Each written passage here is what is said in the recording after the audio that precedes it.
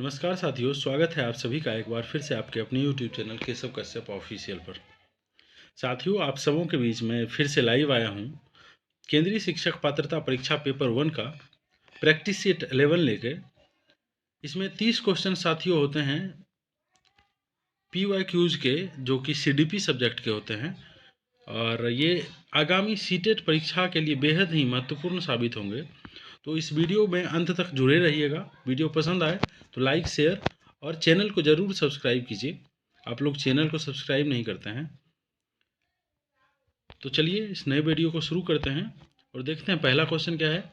मानसिक गणनाओं को प्रयोगात्मक ढंग से निष्पादित करके समस्याओं का समाधान करना क्या कहलाता है। स्मृति कौशल, प्रत्यक्षीकरण, रुचि और शारीरिक क्रियाशीलता। इसका राइट आंसर क्या हो जाएगा साथियों?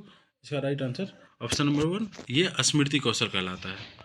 दूसरा क्वेश्चन है, यदि आपकी कक्षा में एक छात्र भी भाषा दोष युक्त है तो आप किसी सामान्य छात्र की तुलना में उसमें क्या पाएंगे।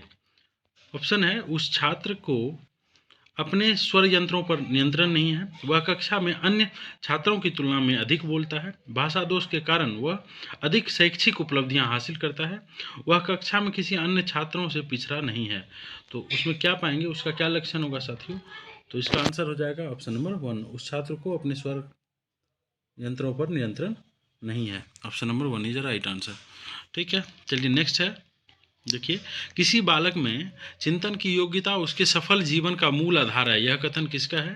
जीन पियाजे, क्रो एंड क्रो, हरलॉक का और स्किनर का। तो यह कथन किसका है साथियों? क्रो एंड क्रो का। नेक्स्ट है, देखिए फोर्थ नंबर, किसी छात्र में किशोरावस्था के बाद तीव्र विकास होता है अमूर्त चिंतन संबंधी योग्यताओं को लेकर, ठीक है, तर्क संबंधी योग्यताओं को और पठन संबंधी योग्यताओं का और इन सभी का। तो इसका सही आंसर क्या हो जाएगा? देखिए, किशोरावस्था का बात हो रहा है, यहाँ पे एडल्टहुड का बात हो रहा है, तो इसमें क्या हो जाएगा?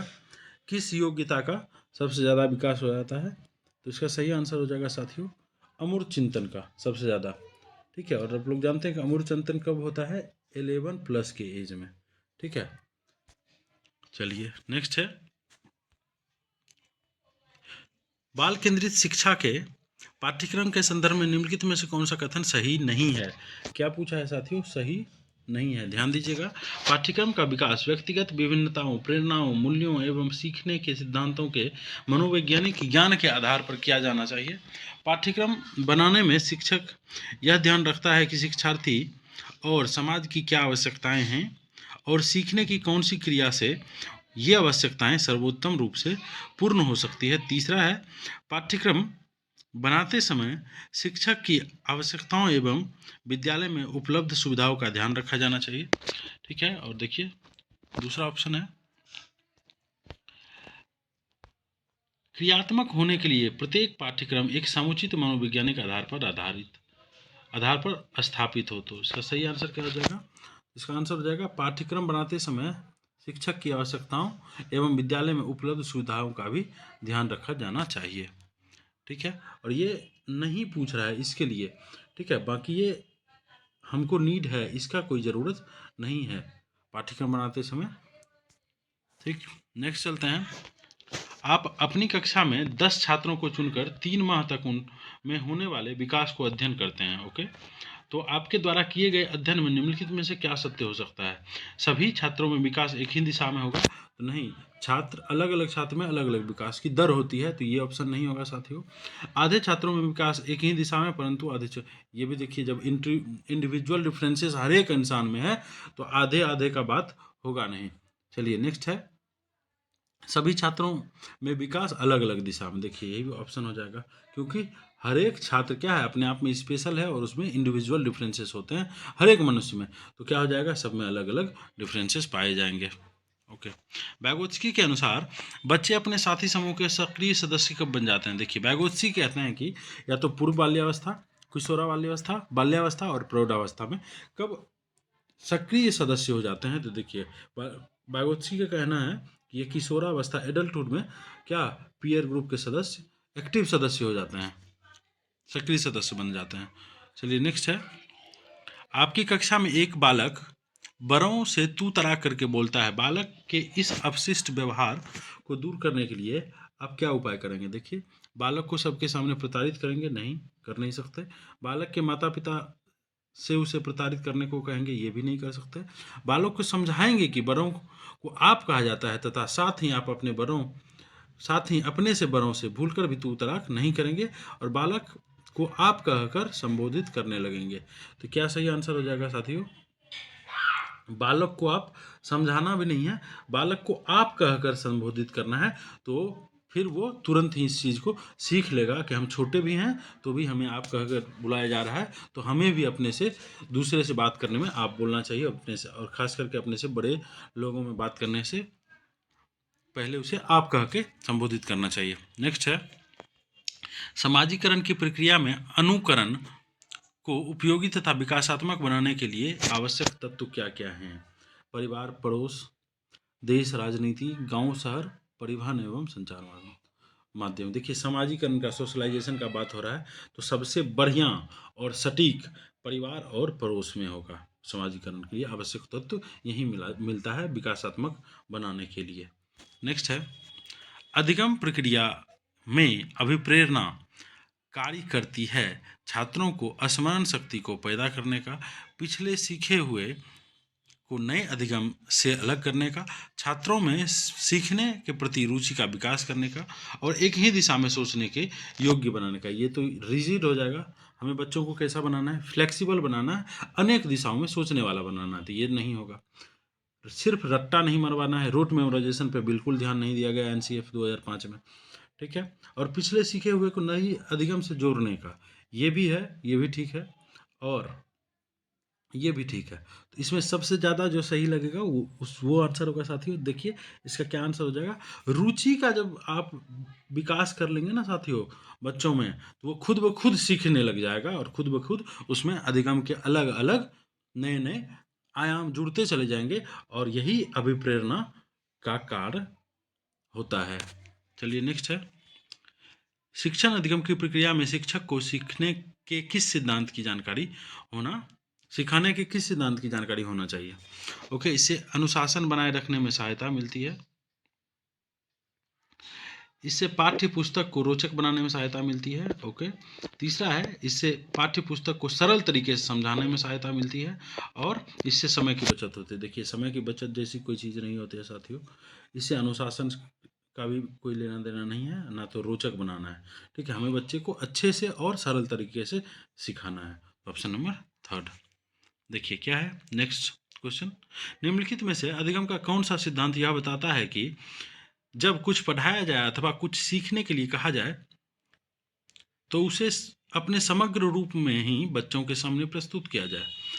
अंतर्दृष्टि या सूझबूझ का सिद्धांत, अनुकरण का सिद्धांत, सक्रिय अनुबंधन का सिद्धांत और प्रयास एवं त्रुटि का सिद्धांत। तो इसका सही आंसर क्या हो जाएगा?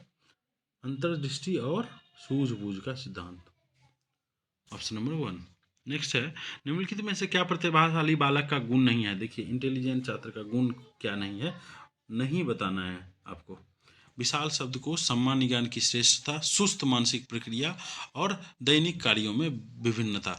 देखिए, प्रतिभाशाली जो बच्चे होते हैं कभी भी सुस्त नहीं होंगे, यही उसका गुण नहीं होगा। ऑप्शन नंबर 2 इसका आंसर हो जाएगा। चलिए नेक्स्ट चलते हैं, बच्चे में सीखने के लिए आवश्यक नियम क्या है? देखिए, बहु प्रतिक्रिया नियम, रटने का नियम, देखिए ये पहले कर दीजिए, तत्परता का नियम, व्यवस्थित अधिगम प्रक्रिया का नियम। क्या हो जाएगा साथियों इसका आंसर?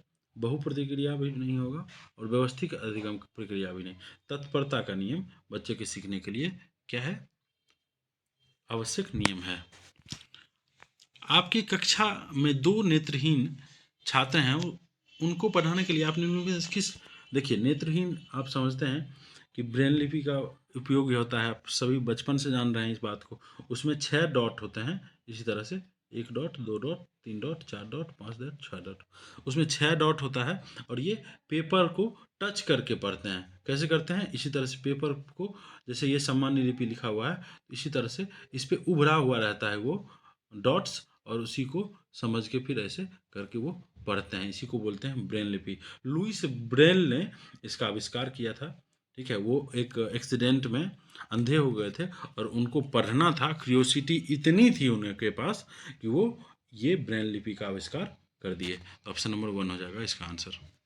नेक्स्ट है, यदि आप कक्षा 6 के कक्षा अध्यापक हैं और आपकी कक्षा में नीरज एक दृष्टिबाधित छात्र है, तो आप नीरज को क्या करेंगे? नीरज के साथ एक निचले स्तर के कार्य करने की छूट देंगे, माता पिता उन्हें दैनिक कार्यों करने में सहायता करेंगे। देखिए, ऑडियो कैसेट के माध्यम से या फिर अगर कोई सुनने वाला या छूने वाला सामान है तो उसके साथ ऐसा व्यवस्था करवाया जाएगा स्कूल में ताकि उससे वो पढ़ सके। देखिए, उसके साथ नीरज के साथ कक्षा में सम्मानीय रूप से व्यवहार किया जाना चाहिए, बिल्कुल ही नॉर्मल व्यवहार करना चाहिए। और श्रव्य यानी सुनने वाला सीडी के माध्यम की सहायता से की उपलब्ध कराई जानी चाहिए, ऐसा डिवाइस जिससे कि वो सुन के पढ़ सके। Option number 3। देखिए, नेक्स्ट है, प्रश्नों के कई प्रकार होते हैं, पौधे एवं जानवरों में 4 अंतर बताइए। यह प्रश्न किस प्रकार के प्रश्न है?